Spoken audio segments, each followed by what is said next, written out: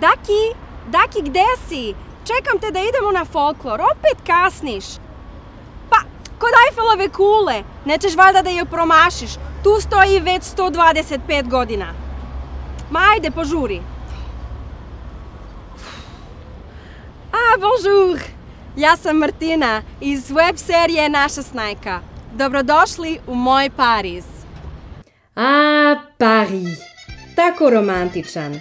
A njegov simbol je Eiffelova kula. Pariz je najveća svetska destinacija, a Eiffelova kula je najvažnija turistička atrakcija na svetu.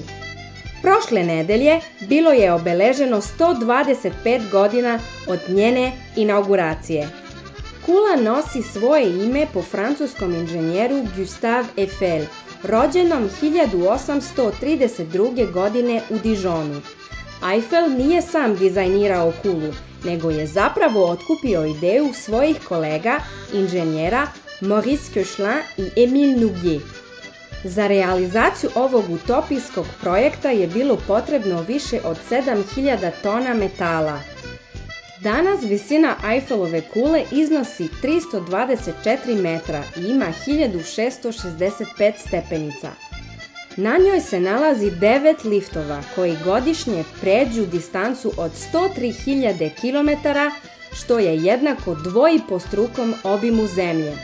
Svakih 7 godina se utroši oko 60 tona boje za farbanje 250.000 metara kvadratnih. Eiffelova kula je prvi put bila otvorena za publiku na svetskoj izložbi 1889. Interesantno je da je na ovoj izložbi svoje učešće prva potvrdila Srbija, koja je nastupila sa svojim najboljim proizvodima poput pirotskih ćilima, piva, vina ili minerala.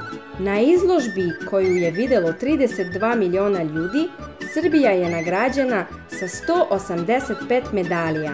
Kada je sagrađena Eiffelova kula, bilo je predviđeno da traje 20 godina, ali, zahvaljujući brojnim naučnim eksperimentima, ona je trajno sačuvana. Ovu atrakciju u gradu ljubavi godišnje poseti oko 7 miliona ljudi. Ako nemate vremena da posetite Pariz, možete uživati u njegovom duhu u selu Markovac, blizu Jagodine. Tamo je Milutin Damjanović izgradio malu kopiju Eiffelove kule. Daki, jesi stigo? A da, vidim te!